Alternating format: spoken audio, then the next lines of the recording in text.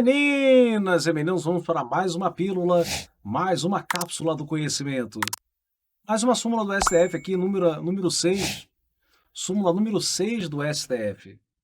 A revogação, acompanhe aí, a revogação ou anulação pelo Executivo de aposentadoria ou qualquer outro ato aprovado pelo tribunal não produz efeito antes de aprovada pelo aquele tribunal, ressalvada a competência revisora do Poder Judiciário. O que acontece? Você tem aqui o órgão, por exemplo, do Poder Executivo, que decreta uma aposentadoria. Isso aqui vai para o Tribunal de Contas da União, eventualmente. Eles se reúnem formando um ato complexo.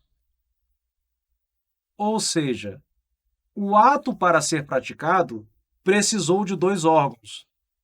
Por simetria, para você desfazer um ato complexo, você tem que ter os dois órgãos. Então, a revogação, a anulação procedida unilateralmente pelo Executivo, ela não é viável, ela não é permitida. Então, não se permite a revogação ou anulação unilateral pelo Executivo por conta de o ato ser complexo e exigir a participação dos dois órgãos, ok? Prosseguindo. A súmula vinculante 3 se dirige exclusivamente às decisões do TCU que anulem ou ainda revoguem atos administrativos. Os precedentes que subsidiaram a elaboração da súmula vinculante 3 tratam tão somente de decisões que cancelaram a aposentadoria ou pensões.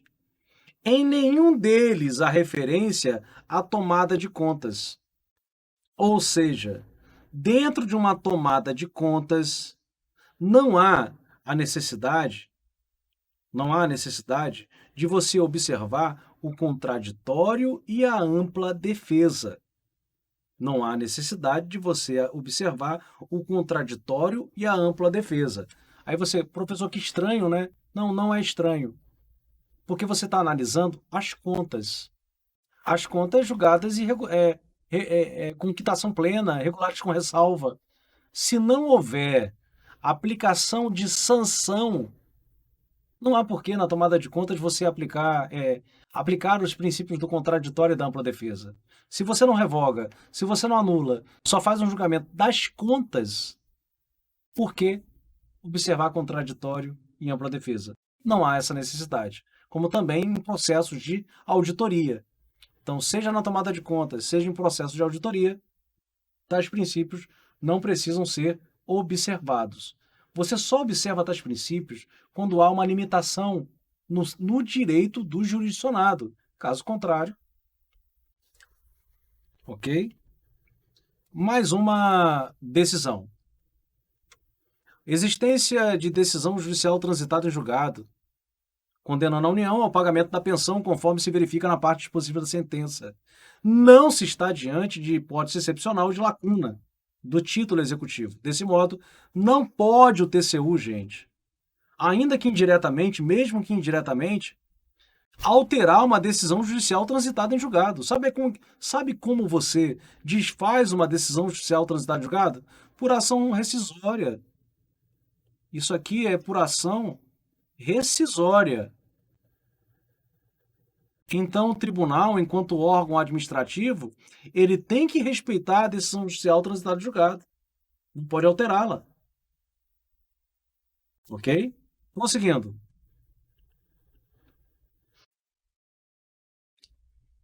A jurisprudência do STF é pacífica, no sentido de que, na auditoria, o contraditório se forma entre o órgão e o TCU, não se admitindo a integração dos eventuais terceiros. Eu quero que você respire aqui. E eu já vi acontecer de uma auditoria realizada pelo Tribunal de Contas da União, um ministro determinar o chamamento de milhões de servidores para integrar o feito. Não, sério. O tribunal está auditando o órgão, e o ministro falou, chama também os servidores. Para quê? Para garantir o contraditório e ampla defesa a todos os servidores. Houve um tumulto processual, porque não era um servidor só, eram mais de 300 servidores. Então esse processo não acabou nunca. Provavelmente deve estar correndo até hoje dentro do Tribunal de Contas da União. Então o STF entende o seguinte: quando se faz uma auditoria, você está auditando o órgão. Então não há necessidade do contraditório para o servidor. Então, por exemplo, estou fiscalizando a Câmara dos Deputados e percebo que determinados servidores, determinados não, vários, muitos, estão recebendo acima do teto remuneratório. Uma auditoria. Eu vou determinar ao órgão, o órgão que repare isso, que corrija isso. Vem cá, mas antes de determinar, eu tenho que garantir a todos os servidores da Câmara dos Deputados contraditório e ampla defesa? É claro que não. Eles não integram o feito para efeito de contraditório, ok? Decisão do STF. Manda quem pode. E nós somos ajuizados, né? E por isso cumprimos. Decisão do STF. Mas dentro do TCU se pensa diferente. Gente, agora, atenção. O Tribunal de Contas da União tem um entendimento e o STF tem esse. Qual que vale? Bom, vale quem manda mais, o STF. Até porque se o tribunal pensar diferente, ele vai levar uma marretada via mandado de segurança. Então, a Itaipu é uma binacional. Paraguai e Brasil. Eventual fiscalização do Tribunal de Contas dar-se-á nos termos do instrumento constitutivo. A Constituição é clara, né? Ela é extremamente clara. Só se fiscaliza, primeiro, as contas nacionais de uma empresa supranacional. Então, lembrando aqui que Tribunal de Contas da União, a sua atribuição se restringe às contas nacionais da supranacional. Esse é o ponto de partida. Além disso, só nos termos do Tratado Constitutivo. Só nos termos do Tratado Constitutivo. Então, em não havendo previsão no Tratado Constitutivo, o tribunal não pode fiscalizar. Ah, mas tem dinheiro lá da União. Sim, tem. Mas se não houver previsão no Tratado Constitutivo, não fiscaliza. Quem entende isso? Não sou eu e nem você, que assim entendemos. Esse é o entendimento do STF. Não há previsão no Tratado Constitutivo. Então o STF entendeu que o TCU não tem o que fazer lá dentro. Tá? Não pode fiscalizar. Perfeito? Prosseguindo.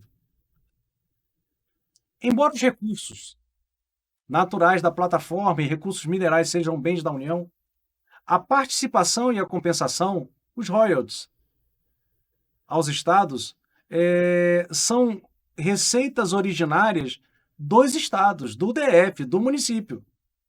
É o chamado royalty. O royalty pertence à entidade subnacional, à entidade federativa subnacional, não é da União. É inaplicável ao caso concreto o artigo 71.4, no que se refere ao repasse efetuado pela União de recursos originariamente federais. Ou seja, Tribunal de Contas da União, você não vai fiscalizar a aplicação dos royalties. Por quê? Porque não é dinheiro federal. No momento que esse dinheiro é entregue, ele perde essa rubrica federal e se transforma em recurso estadual, distrital ou municipal. O máximo que o tribunal pode fazer é até a entrega, fiscalizar a entrega, a aplicação não mais, porque aí o recurso é originário diverso da União. Então, veja aqui o comportamento da sua banca. Sem extrapolar as suas competências, o TCU pode julgar a aplicação do royalties. O TCU pode aplicação. Aplicação, gente, não. eu quero que você guarde,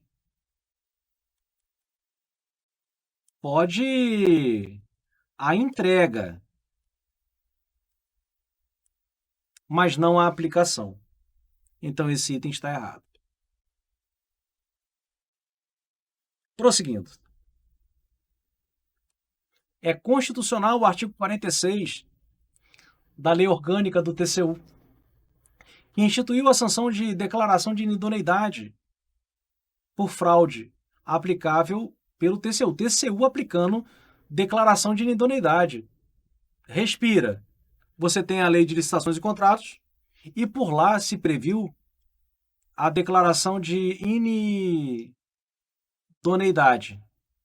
Essa declaração de inidoneidade, ela é aplicada, por exemplo, por ministros, por exemplo, por secretários. E quando o fazem com base no controle interno. Tem como abrangência toda a administração pública. Quando a lei orgânica do TCU atribui a declaração de inidoneidade ao TCU, o faz com base na sua atribuição de controle externo. O faz com base em sua atribuição de controle externo, e nesse caso, não é nacional. É para toda a administração pública direta, toda a administração pública indireta, federal. Não é nacional. Que bacana, né? Então, há uma convivência da declaração de inidoneidade prevista na Lei de Licitações com a declaração de inidoneidade prevista na Lei Orgânica do TCU. Uma com base no controle interno e a outra com base no controle externo, e diversas em relação à abrangência. Olha que bacana. Prosseguindo. O TCU, embora não tenha o poder para anular ou mesmo sustar contratos, não pode, né? De plano não pode sustar contratos, de plano não pode anular um contrato. Tem competência, TCU, tem competência para determinar a autoridade que promova a anulação. Eu não posso anular, eu não posso sustar, mas eu posso determinar você que instaure por aí um procedimento tendente à anulação do contrato.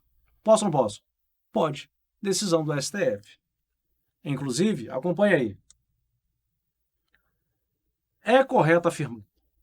Apenas no caso de contratos, o ato de sustação será adotado diretamente pelo Congresso, o que não impede, por exemplo, a sustação pelos próprios tribunais de licitações em curso, dispensa ou inexigibilidade. Está dizendo que o ato de sustação é feito pela Casa Legislativa. Mas o ato de sustação de contrato pela Casa Legislativa.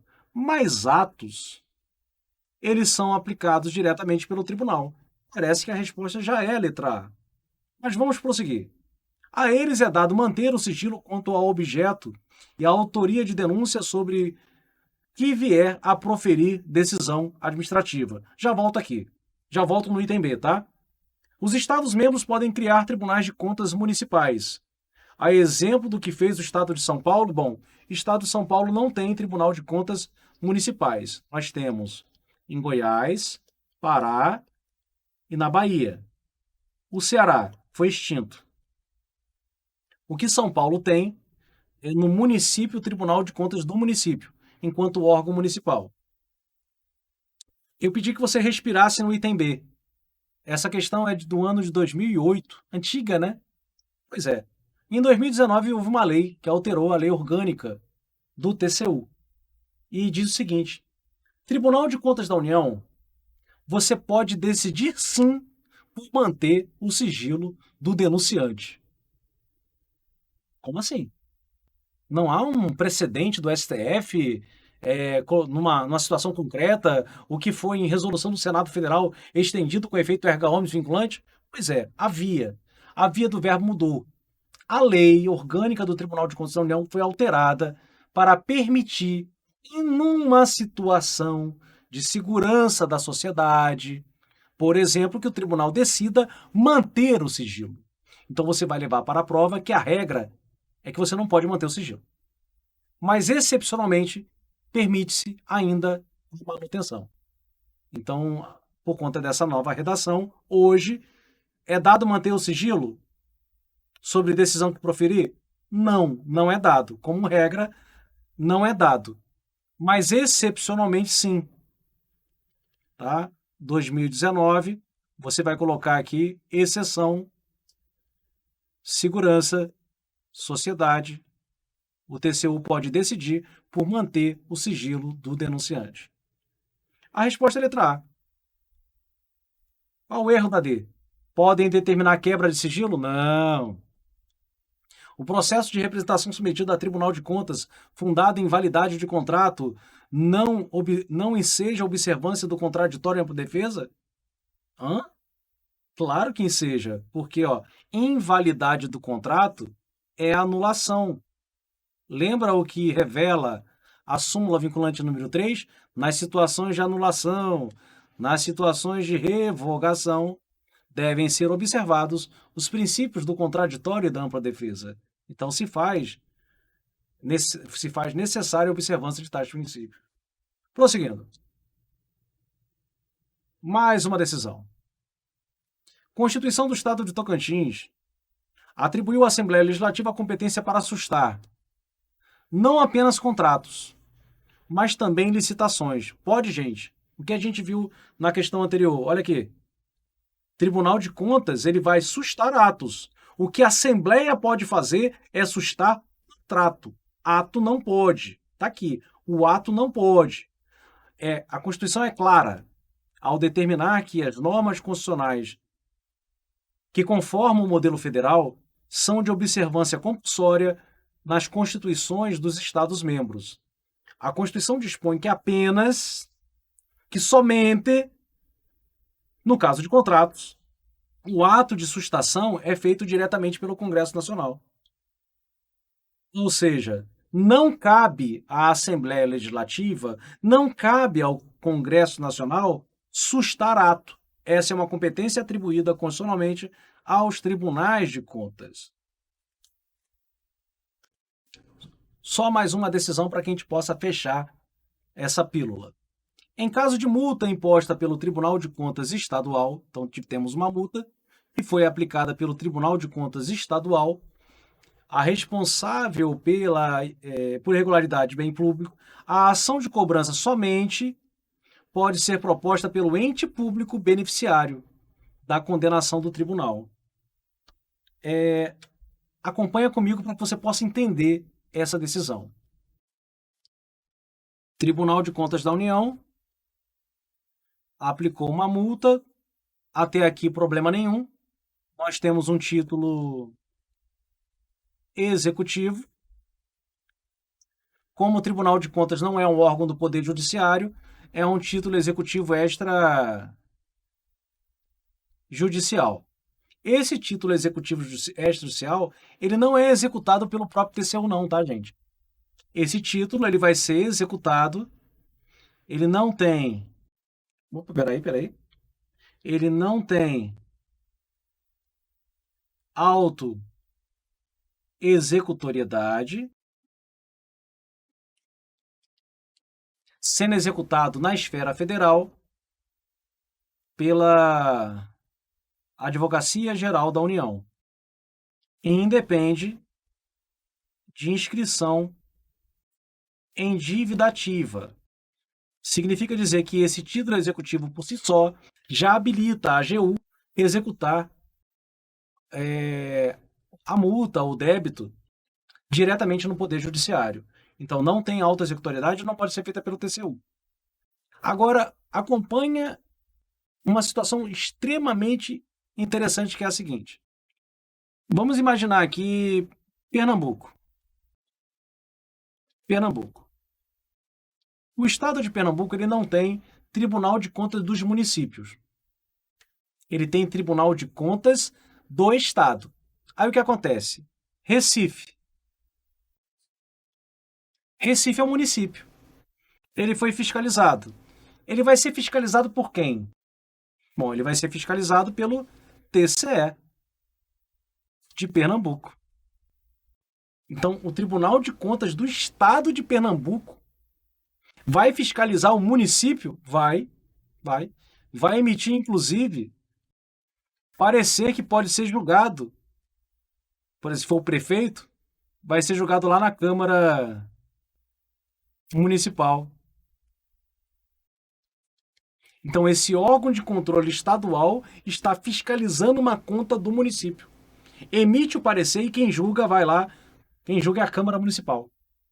Aí suponha que em tomada de contas especial, uma representação, um ato derradeiro, houve a aplicação de multa, houve uma multa, houve um débito. Essa multa, esse débito vai para onde? Vai para Pernambuco? Vai entrar no cofre do estado de Pernambuco? Não, não. Vai para dentro do município. Então, quem é que vai executar a decisão do TCE? É o estado de Pernambuco? Não. É o município de Recife. Porque o dinheiro vai para dentro dele, vai para dentro do município. Então, é exatamente isso que quer dizer a decisão. Em caso de multa imposta pelo Tribunal de Contas do Estado, TCE Pernambuco, a responsável por irregularidades no uso de bens públicos, a ação de cobrança de uma multa, por exemplo, somente pode ser proposta pelo ente público beneficiário, Recife. Entendemos isso? Pois é. Então, para que você possa fechar esse encontro, mais uma questão. De acordo com a jurisprudência do STF, os tribunais de contas fazem parte do legislativo. Não. Não estão subordinados e nem fazem parte. Esse item está falso. É concurso público, eu venho aqui, item 1 está falso, item 1 está falso, o item 1 está falso, eu fico entre as letras A e B. O Conselho Nacional de Justiça, por ser órgão de controle do cumprimento de deveres funcionais dos juízes, possui competência para regular matéria relacionada aos tribunais de contas. Possui competência para regular matéria relacionada ao Tribunal de Contas? Claro que não possui. Tribunal de Contas não é órgão da estrutura do Poder Judiciário, não tem nada a ver com o Congresso Nacional. Está falso esse item. De acordo com o STF, não compete ao Tribunal de Contas proceder à execução de suas decisões, das quais resulte imputação de débito ou multa, apesar de estas terem eficácia de título executivo, ou seja, não tem natureza autoexecutória. Então não pode o tribunal executar sua própria decisão. Esse item é verdadeiro e aqui a gente confirma a resposta, letra B. Começamos aqui com uma súmula. Uma súmula, diga-se de passagem, pré-histórica, antiga, do STF. Súmula 347. Ela trata da possibilidade de controle de constitucionalidade pelo Tribunal de Contas da União. E, claro, na verdade, tribunais de contas, né? E ainda que só mencionasse o TCU, isso se estenderia por simetria aos demais tribunais de contas. Aqui, nessa sentença, nessa questão, eu quero só relembrar, antes de uma questão, como funciona esse sistema brasileiro de controle de constitucionalidade. Vem comigo. Vou aqui ampliar a telinha para você e apresentar como funciona esse controle de constitucionalidade.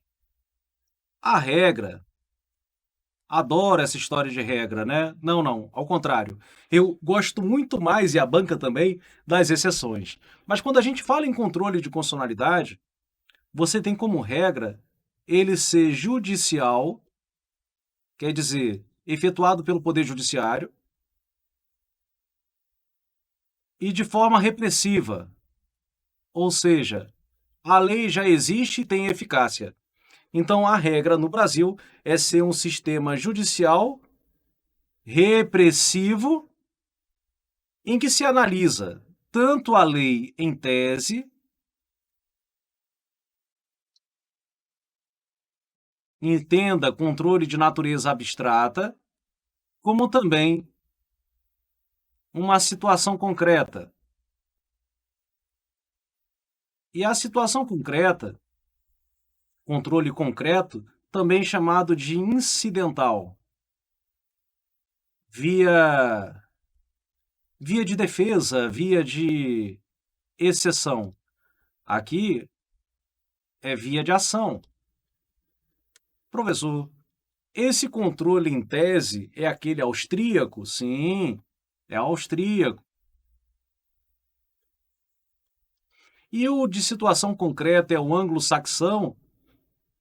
É o anglo-saxão, sim. E se analisa uma situação concreta e, por acaso, surge um incidente a ser decidido preliminarmente, uma questão prejudicial, que é a constitucionalidade da norma. Legal, essa é a regra. E a exceção? Bom, a exceção é você abrir a possibilidade de controle por outros órgãos que não sejam da estrutura do Poder Judiciário. Então, você tem aqui a possibilidade de o Legislativo efetuar controle de constitucionalidade, exemplo do inciso 5 do artigo 49.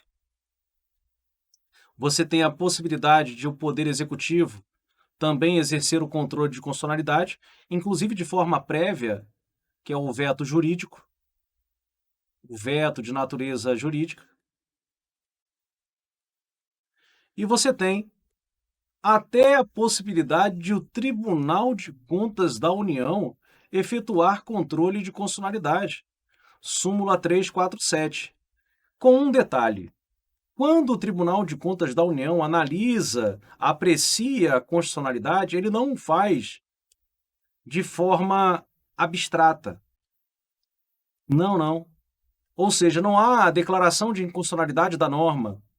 O que o Tribunal de Contas faz é afastar a aplicação no caso concreto.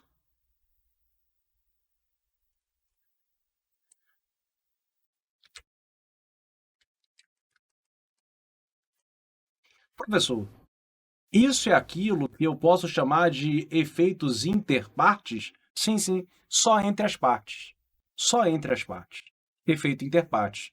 Porque o controle abstrato da lei em tese, erga omnes, é vinculante. Aqui não. Aqui só obriga, só se afasta diante daquela situação concreta. Por isso, inclusive, a súmula ela nos esclarece, compete ao TCU apreciar a constitucionalidade da norma. Apreciar. Não é declarar a inconstitucionalidade, é afastar diante de uma situação concreta a aplicação da norma. Há quem diga tratar-se de um controle de validade e não propriamente controle de inconstitucionalidade. Mas não é esse o entendimento, por exemplo, da banca Sebrasp. Ano de 2019, está aí, ó. É vedado ao TCU, está dizendo que é vedado ao TCU. Apreciar a constitucionalidade das normas. É vedado? Não. Ao contrário, a súmula 347, ainda em vigor, permite a apreciação de constitucionalidade das normas. Lembrando que o tribunal ele precisa, para tanto, observar a reserva de plenário.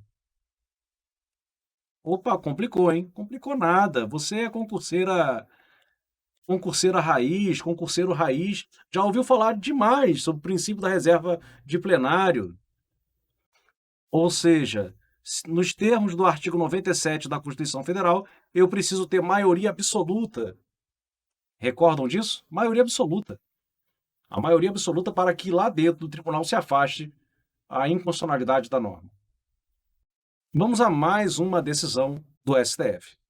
Aqui comigo, ampliando a telinha para você.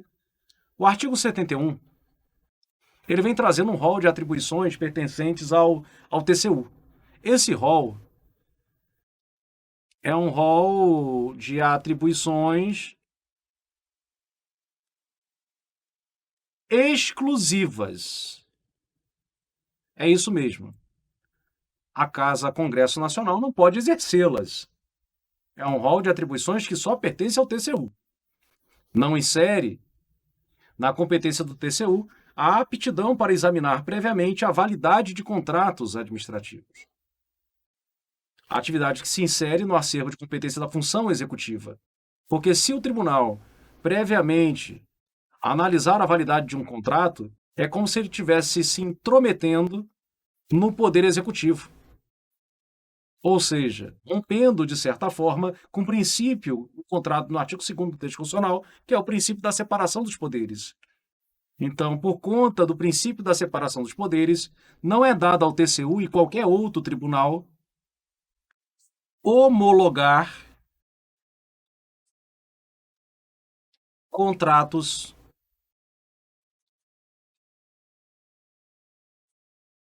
administrativos. É inconstitucional a norma local que estabeleça a competência do Tribunal de Contas, inclusive qualquer outro tribunal, para o exame da validade. Aqui, gente, recorda, que esse controle prévio, ele até existiu. Ele foi instituído com a Constituição de 1934. Essa Constituição de 34, lembra? Getúlio Vargas. Getúlio Vargas, ele tentou implementar uma reforma de natureza burocrática, gramática burocrática, veio um controle muito intenso, não sobre controle de resultados, mas controle sobre os meios, até por conta da gramática anterior, que é a gramática do patrimonialismo, né? O ismo, fisiologismo, clientelismo, nepotismo, tudo que é ismo vinha, né? Corruptismo. Então a reforma burocrática deu uma enrijecida. Aí falou o seguinte, preocupado com a moralidade administrativa, Tribunal de Contas, antes de o contrato ter efeito, homologa. Só que em 1967 isso acabou. A partir da Constituição de 67, ao TCU não competia mais homologar contratos administrativos. Em 88, com o surgimento do novo poder constituinte originário de primeiro grau, ou genuíno, né, de 88, em 5 de 10 de 1988, a partir daí, a gente também não tem como competência do TCU essa homologação prévia de contratos administrativos. Então, como ao TCU não pertence, e dado histórico, essa interpretação histórica adotada pelo STF, inclusive, para reconhecer a impossibilidade de uma norma local atribuir ao TCE a homologação prévia de um contrato administrativo. Ou seja, o contrato, para gerar efeitos, eficácia, precisa de o TCE ou de o TCM ou TCMs assim ratificarem. Isso não foi incorporado em 88 e, por simetria, não se estende, obviamente, aos demais tribunais de contas. E aí, um comportamento da sua banca examinadora. Acompanhe comigo. É inconstitucional norma local que estabeleça a competência do TCU para realizar exame prévio de validade dos contratos firmados com o poder público. Pois é exatamente o que está aqui, ó. É inconstitucional norma local que estabeleça a competência. Então, se você fizer a leitura detida dos informativos, das decisões do STF, a chance de você errar é zero. Você não vai errar a questão. Você vai acertar e bonitinho. Então, aqui é realmente inconstitucional e, portanto, o item está certo. Vejamos só mais uma decisão do STF. Deliberações do TCU que determinaram fornecimento de trabalho de auditoria interna, recusa da entrega por Banco do Brasil. Houve uma auditoria, e o tribunal solicitou do Banco do Brasil, que é uma sociedade de economia mista federal, determinados dados, relatórios. Só que o que se solicitou não Banco do Brasil não quer os dados dos correntistas. Não, porque isso é quebra de sigilo e eu tenho ciência de que o STF a mim não permite a quebra de sigilo bancário. Eu preciso dos dados operacionais que você produz. Então, dentro de uma auditoria, eu posso te auditar, Banco do Brasil, Petrobras, aquilo que não diz respeito à intimidade, à privacidade do particular, exemplo de um correntista da Caixa Econômica Federal ou do Banco do Brasil, eu, Tribunal de Contas, posso ter acesso, ainda que seja uma informação estratégica do Banco do Brasil ou de uma interventora no domínio econômico como a Petrobras. TCU pode ter acesso. quando enfocados apenas dados operacionais da SM, sem identificação de dados pessoais ou de movimentações individuais do correntista. Não teve. Eu não tenho identificação de dados pessoais no relatório e eu não tenho as movimentações individuais dos correntistas. Logo, não há de se falar em sigilo bancário. Logo, você não pode criar um impedimento, um óbice para a solicitação do TCU. Ela não é um mero pedido, é uma determinação de fornecimento. Inclusive, dentro do Tribunal de Contas da União, o que de maneira mais ou menos simétrica se expande para os demais tribunais de contas, se houver uma negativa reiterada, não justificada desses dados, o TCU pode afastar, é sério, afastar o gestor. Cara, você está afastado. Você está afastado das funções por conta da negativa, da omissão de dar uma informação que é de natureza pública. Esse é o entendimento que se extrai dos princípios da publicidade, da transparência, além da exigência de prestar contas. Todos devem, todos estão submetidos ao dever de prestar contas. Todos que integram a administração direta, quanto órgãos, unidades desprovidas de personalidade jurídica, ou enquanto entidades, sejam elas de direito público ou de direito privado, ainda que interventoras no domínio econômico. Ok? Vamos prosseguir nessa temática da quebra do sigilo, porque é muito importante. Assim, vai cair na prova, vai cair na sua prova objetiva, e eu tenho certeza quase que absoluta que existe uma tendência extremamente grande de, numa questãozinha discursiva, abordar o tema quebra de sigilo pelos tribunais de contas. O sigilo das informações necessárias para a preservação da intimidade é relativizado quando se está diante do interesse da sociedade de se conhecer o destino dos recursos públicos. Olha a diferença. Eu não vou ter acesso agora à conta de um particular. Eu quero ter acesso ao recurso público. E recurso público não tem nada a ver com quebra de sigilo, né? Imagina você, organização social, imagina você, OCIP, imagina você, serviço social autônomo, que recebe recurso público, deposita na conta bancária, aí fala, não, eu não vou dar acesso à conta bancária, não. Por quê? Porque está entrando na minha intimidade. Que intimidade você tem? Você não tem intimidade nenhuma. Você tem intimidade do seu recurso, do recurso particular. Na aplicação dos recursos públicos, eu, Tribunal de Contas, posso ter acesso. Eu, Ministério Público, posso ter acesso. Sem que isso corresponda a uma quebra da Lei Complementar 105 de 2001. Porque não é quebra de sigilo. É acesso ao recurso de natureza pública. Quebrar sigilo é você afastar a intimidade, entrar na intimidade de um particular. Recurso público, pelo acesso pelo Ministério Público ou pelo TCU, tecnicamente, não é quebra de sigilo. Que sigilo é esse de recurso público? Recurso público não tem sigilo para a TCU. Operações financeiras que envolvam recursos públicos não estão abrangidos pelo sigilo bancário, visto que as operações dessa espécie não estão submetidas aos princípios da administração pública. Em tais situações, é prerrogativa constitucional do TCU, do Tribunal de Contas, o acesso às informações. Então perceba a técnica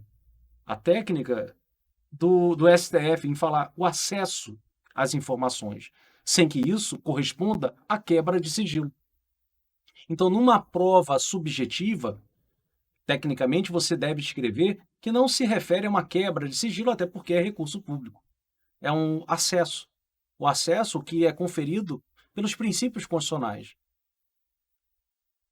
Acompanhe aí mais um pedaço da decisão. A Lei Complementar 105 não conferiu ao TCU quebrar sigilo. Quebrar sigilo bancário não pode. Ah, mas é constante do Banco Central do Brasil. Sim, é porque lá no Banco Central do Brasil são particulares. São contas de particulares e nesse momento você estaria invadindo a intimidade. Perfeito? O legislador conferiu esses poderes ao Judiciário, ao Poder Judiciário, ao Poder Legislativo Federal, como as CPIs, após prévia aprovação pelo plenário, princípio da colegialidade, do Senado e dos respectivas CPIs. Ou seja, quem pode quebrar sigilo é CPI. Quem pode quebrar sigilo é o Poder Judiciário. Tribunal de Contas da União, Ministério Público não podem quebrar sigilo bancário. Podem ter, repito, reforço, acesso aos recursos de natureza pública. Prosseguindo. Embora as atividades do TCU, por sua natureza, verificação de contas e até mesmo julgamento das contas, justifiquem a eventual quebra de sigilo, não houve essa determinação na lei específica. Não houve. Não cabendo, portanto, uma interpretação extensiva. Não cabe. Mormente, ou seja, sobretudo ou principalmente, porque há princípio constitucional que protege a intimidade, no qual está inserida, na intimidade, a quebra, a proteção do sigilo bancário, a garantia ao sigilo bancário. Perfeito? Então a gente mais ou menos fechou aí essa parte da quebra do sigilo.